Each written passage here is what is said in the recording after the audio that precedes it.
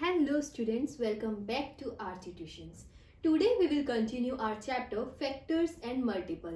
This is part 2 of the chapter. In the last video we learned what factors and multiples are. Now we will learn something super important for class 6, that is prime numbers, composite numbers, prime factorization, tree method, uses in LCM and HCM. So चलिए बिना देरी के शुरू करते हैं. सबसे पहले समझते हैं कि प्राइम नंबर्स क्या होते हैं. तो बच्चा वो नंबर्स जिनके सिर्फ टू फैक्टर्स होते हैं और वो टू फैक्टर्स होते हैं, एक तो 1 और दूसरा द नंबर इटसेल्फ, जिसके खाली दो फैक्टर्स होते हैं, वो होते हैं हमारे प्राइम नंबर. अब जैसे 2 है हमारा प्राइम नंबर. क्यों? क्योंकि 2 सिर्फ 1 के टेबल में आता है और खुद के टेबल में आता है. 3 भी सिर्फ 1 के टेबल में आता है और खुद के टेबल में आता है. Same with 5, 1 and 5. Same with 7, 1 and 7. इसके अलावा ये नंबर्स किसी और के टेबल में नहीं आते हैं. ठीक है. इसमें और एक बात बहुत इंटरेस्टिंग है, कई बार ये आपसे कॉम्पिटिटिव एग्जाम्स में कहीं पे भी रैंडमली पूछ लिया जाता है. देखो, ध्यान से देखोगे ना तो जितने भी एग्जाम्पल मैंने लिखे हैं और आगे मैं जितने भी इन्फिनिटी ऑफ एग्जाम्पल लिख सकती हूँ, ये सारे बच्चा हमारे ऑड नंबर्स होंगे. ठीक है, मतलब ऑड नंबर है. लेकिन एक 2 हमारा ऐसा नंबर है जो इवन नंबर है, लेकिन still it's a prime number. ठीक है, तो इसे याद रखो. 2 is only the number that is even prime number in the whole world. Okay, समझ आ रही है मेरी बात? अब चलिए चलते हैं अपने नेक्स्ट टॉपिक की तरफ. What are composite numbers? Composite numbers क्या हैं? तो composite numbers are the numbers that has more than 2 factors. समझ लो, प्राइम नंबर का अपोजिट ही होता है हमारा कंपोजिट नंबर. प्राइम नंबर वो होते हैं जिनके 1 और the number itself he factor होते हैं, और कंपोजिट नंबर वो होते हैं जिनके मोर फैक्टर्स होते हैं, सिर्फ 2 फैक्टर नहीं होते. जैसे 4 देख लो, 1 के टेबल में आता है, 2 के टेबल में आता है, खुद के टेबल में आता है. 2 से ज्यादा फैक्टर हो गए ना, भले 2 से ज्यादा 3 ही हुए, लेकिन हुए 2 से ज्यादा. अब बताओ 6 में 1 में आता है, 2 में आता है, 3 में आता है, 6 में आता है. Same with 8, 9, 10 and infinity of examples we can write that are the composite numbers, जिनके 2 से ज्यादा फैक्टर्स हैं. समझ आ रही है मेरी बात?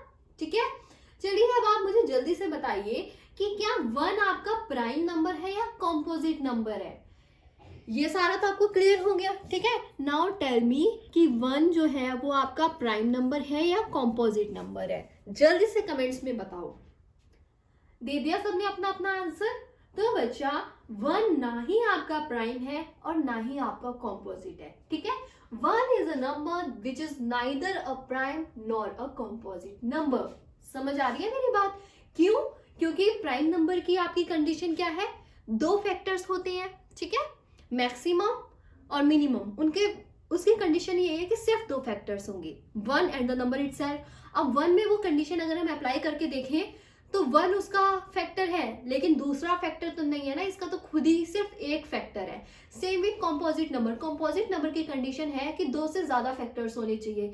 1 का तो एक ही फैक्टर है, द नंबर इटसेल्फ 1. ठीक है, तो इसलिए 1 ना ही प्राइम नंबर की कंडीशन को फुलफिल करता है और ना ही कंपोजिट नंबर की कंडीशन को फुलफिल करता है. आ गई मेरी बात समझ में?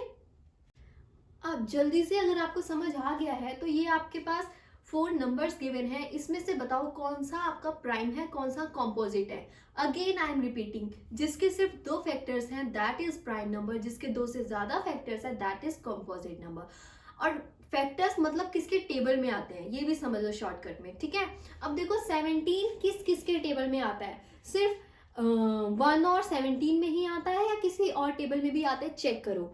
तो अब आप देखेंगे कि 17 किसी और टेबल में आता ही नहीं है. ठीक है, 17 comes only in the table of 1 and the number itself. ठीक है, तो ये क्या हो गया आपका prime number. If I am writing P, please समझ जाओ I am talking about the prime number. अब बात करते हैं 21 की. ठीक है, 21 1 में आता है, 3 में आता है, 7 में आता है और द नंबर इटसेल्फ में आता है.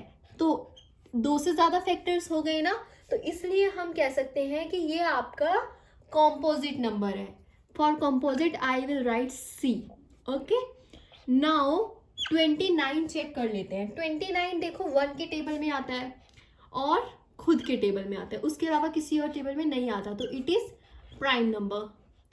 Again come for 27। 27 जब आप देखेंगे तो आपको पता लगेगा 27 1 के टेबल में आता है, 3 के टेबल में आता है, 9 के टेबल में आता है, एंड द नंबर इटसेल्फ। ठीक है, तो ये हो गया आपका कॉम्पोजिट नंबर। तो 17 is a prime number, 21 is a composite number, 29 is a prime number, 27 is a composite number. Clear है? समझ आया या कोई डाउट? चलिए बच्चे, अब हम आते हैं अपने प्राइम फैक्टराइजेशन की तरफ। इसमें हम क्या करेंगे, नंबर्स को सिर्फ प्राइम नंबर में ब्रेक डाउन करना है। ठीक है, तो इसमें हम फैक्टर ट्री मेथड का यूज करेंगे। बहुत ही इजी और सिंपल तरीके से समझाने वाली हूँ, देख लो। इसके बाद आप हमेशा हर जगह फैक्टर ट्री मेथड का यूज ही करोगे प्राइम फैक्टराइजेशन के लिए। ठीक है, बहुत इजी और बहुत सिंपल होता है। एग्जाम्पल लेके देख लेते हैं एक 36।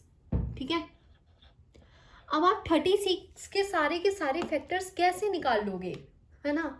मुश्किल होता है भाई। 36 के सारे फैक्टर्स अगर कोई मिस हो गया तो कौन गारंटी लेगा?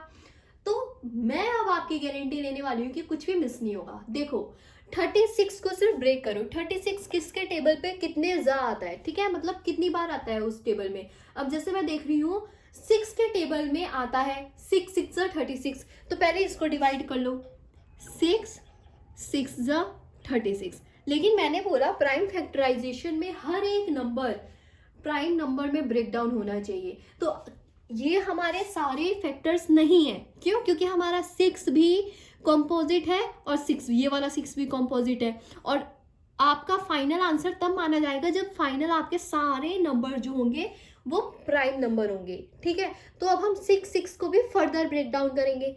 इस 6 को मैंने ब्रेक डाउन किया तो मेरा आ गया 2 3 6। Same with this 2 3 6। ओके, अब मैं देख रही हूं कि मेरे पास प्राइम फैक्टराइजेशन रेडी है। I told you 2 is the prime number. 2, बच्चे क्यों कंफ्यूज हो जाते हैं? क्योंकि 2 तो आपका इवन नंबर है और प्राइम नंबर में सारे ऑड नंबर आते हैं, है ना? लेकिन इसीलिए मैंने आपको पहले क्लियर कर दिया था 2 is the only even prime number. ठीक है, तो यहाँ पे आपके पास प्राइम फैक्टराइजेशन आ गया। I am writing the prime factorisation in short form PF। लिख सकते हो आप इसको 2 into 2 into 3 into 3। This is clear. आपके सारे फाइनल आंसर में जितने भी नंबर्स हैं वो आपके प्राइम नंबर है, इसीलिए ये आपका फाइनल फैक्टराइजेशन हो गया। अगर अभी भी इसको चेक करना है तो चेक पता है कैसे कर सकते हो? बड़े ध्यान से देखो, ये जो है ना कि ये पक्का इसके प्राइम फैक्टराइजेशन है, तो पता है क्या करो, इनको मल्टीप्लाई कर लो। इन सबको मल्टीप्लाई करने के बाद आपका आंसर यही आएगा। Hence you are correct. आगे मेरी बात समझ में? बीच में कोई मिस्टेक होगी तो इस चेकिंग मेथड से निकल जाएगी। चलिए अब एक और एग्जाम्पल लेके देखते हैं हम। नेक्स्ट एग्जाम्पल है हमारा 72।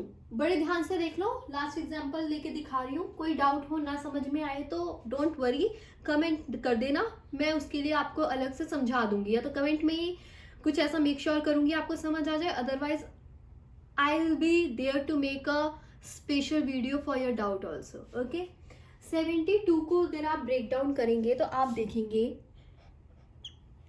8 के टेबल में आता है 72। 8 9 72। ठीक है, लेकिन अब हमारा 8 भी कॉम्पोजिट नंबर है, 9 भी कॉम्पोजिट नंबर है, तो फर्दर ब्रेक करो।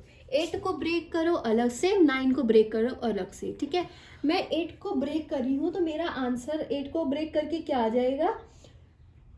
2 4 8। सबसे इजी तरीके बता रही हूँ, ठीक है? ये इंटरनेट वगैरह पे भी इस तरह नहीं समझा हुआ मिलेगा, वो डायरेक्टली ब्रेक करके लिख देंगे 2 इंटू 2 इंटू 2। आप समझ लो कैसे हुआ, इसलिए बड़े ध्यान से समझो चीजों को। ठीक है, 2 4 8 हो गया, 9 को मैंने ब्रेक किया तो मेरे पास 3 3 9 आ गया। आ रही है मेरी बात समझ में? अब मैंने बोला था जब तक आपके नीचे के सारे नंबर्स प्राइम नंबर नहीं हो जाते, आई एम रिपीटिंग, नीचे के सारे नंबर जब तक प्राइम नंबर नहीं हो जाते तब तक आपका प्राइम फैक्टराइजेशन कंप्लीट नहीं हुआ। अब आप देखोगे बड़े ध्यान से तो ये आपका प्राइम नंबर है, ये प्राइम नंबर है, ये प्राइम नंबर है, लेकिन 4 तो आपका कंपोजिट नंबर है ना, तो 4 को ब्रेक करो। बाकी सब सेम, लेकिन 4 को ब्रेक करो, 2 2 4 आ गया, बाकी सब एज इट इज कॉपी हो जाएगा। ठीक है, दिस इज सेम कॉपीड। अब आप इसको लिख सकते हो 2 ठीक है, 2 उसके बाद 3 this is your prime factorisation of 72। आ रही है मेरी बात समझ में या कोई doubt? 3 times 2 and 2 times 3, okay? Again I am repeating, we always keep breaking the number until only primes are left. जब तक सिर्फ प्राइम नहीं बच जाते तब तक नंबर को ब्रेक करते जाओ, ठीक है? अब मेरे को एक बात बताओ कि प्राइम फैक्टराइजेशन कर रहे हैं, इसका यूज कहाँ पे है? ठीक है, मैंने आपको कभी भी रट्टाफिकेशन के मेथड से मैथ्स कराई ही नहीं है, बिकॉज एक पॉइंट था जब मैथ्स मुझे भी पसंद नहीं थी, तो आई ऑलवेज मेक श्योर कि जब मैं पढ़ा रही हूँ तो बच्चों के दिमाग में ये ना आए कि फालतू में हम पढ़ रहे हैं, दिमाग चल नहीं रहा है, इरिटेट हो रहे हैं, जस्ट वो मार्क्स हमें पढ़ना पड़ रहा है, ठीक है? इसलिए हमेशा उसको बेनिफिट के तौर पे पढ़ोगे ना तो आपका खुद इंटरेस्ट बैठेगा कि हाँ ये बहुत इंपॉर्टेंट टॉपिक है, ठीक है, इसे हम समझ लेते हैं वरना आगे हमें दिक्कत होगी। शायद मुझे पहले पता होता कि एरिया पेरीमीटर इतने इंपॉर्टेंट थे तो उस वक्त मैं परेशान ना हो रही होती, इरिटेट ना हो रही होती उस चैप्टर से। आज मुझे पता लगा कि एक घर बनवा रहे हैं हम, एक सीलिंग करवा रहे हैं, पेंट करवा रहे हैं, उन सब में एरिया और पेरीमीटर चैप्टर का यूज है। मुझे ये चीज आज महसूस हो रही है। तो I want to make sure that if you are studying with me तो आपको कहीं पे भी इरिटेशन ना हो, आपको कहीं पे भी यूजलेस फील ना हो, टाइम वेस्टेज फील ना हो। इसलिए हर चीज का इंपॉर्टेंस पता होना बहुत ज्यादा इंपॉर्टेंट है। तो बात करते हैं प्राइम फैक्टराइजेशन क्यों जरूरी है। क्योंकि बेटा हम इसको बहुत बड़े कंसेप्ट में यूज करने वाले हैं। एलसीएम एचसीएफ आपका जब शुरू हो जाएगा ना तो थ्रू आउट द मैथ्स वो एलसीएम एचसीएफ चालू रहने वाला है, ठीक है? फिर चाहे आप कॉलेज तक स्टडीज करो, फर्दर स्टडीज, जब तक आपके सिलेबस में मैथ्स है आपका एलसीएम से पीछा नहीं छूटने वाला। तो एलसीएम एचसीएफ के लिए ये बहुत ही इंपॉर्टेंट टॉपिक है, ठीक है? इसलिए एलसीएम एचसीएफ के लिए आप इसको अभी से कवर करके रखो, वरना आगे आपको प्रॉब्लम आएगी तब आपको करना ही पड़ेगा। लेकिन जब आप बड़े हो जाते हैं आपको इतना डीपली समझने में भी शर्म आती है और टीचर के माइंड में कहीं बैक ऑफ सेट हो जाता है कि ये तो बच्चा पहले से पढ़ ही चुका है, तो वो उतना डीपली नहीं समझाने वाला, इसलिए समझ लो, ठीक है? अब हम जल्दी से इंट्रो टू एलसीएम ले लेते हैं। सिर्फ एक एग्जांपल लूंगी तो आपको समझ आ जाएगा कि मैं सिर्फ बात नहीं कर रही हूँ, it literally applies there too, okay? 6 और 8 का एलसीएम लेना है तो हमें 6 के फैक्टर्स निकालने हैं। 6 के फैक्टर निकालोगे तो आपके 6 के फैक्टर आ जाते हैं 2 × 3, आ गए ना सारे प्राइम। 8 के फैक्टर्स निकालोगे तो आपका आ जाएगा 2 × 2 × 2। इसमें करना क्या होता है, नेक्स्ट आप कॉमन फैक्टर्स को एक बार लिख लेते हैं, बाकी सब सेपरेट, ठीक है? ये 2 एक बार लिख लिया, देन 3, देन 2 × 2, ठीक है? अब इसको 2 एक तरफ कर लो, 2 × 2 × 2 × 3, यही है आपका एलसीएम। एलसीएम निकल आया, समझे कैसे? देखो 2 × 2 4, 4 2 = 8, 8 3 = 24, 24 is the LCM of 6 and 8। ये मैंने सिर्फ आपको बताने के लिए किया कि एलसीएम देखो कैसे आने वाला है, उसमें मेन यूज आपका इसी का था, प्राइम फैक्टराइजेशन का। यहीं पे अटके मिलोगे तो एलसीएम कैसे करोगे, ठीक है? इसलिए बेसिक सा इंट्रो दिया है, समझ लो बात को। ओके, चलिए अब चलते हैं अपनी कॉमन मिस्टेक्स की तरफ, जो अक्सर एक समझदार से समझदार बच्चा भी करता है और अपने मार्क्स को खो देता है। चलिए, अब ये वो मिस्टेक्स हैं जो बच्चे अक्सर कर देते हैं। सबसे पहले वो क्या करते हैं, they divide by composite number. तो कॉम्पोजिट नंबर से डिवाइड नहीं करना है, डिवाइड करना है हमेशा प्राइम नंबर से। तो first statement is wrong, okay? You don't have to divide by composite number, you always have to divide by the prime number only.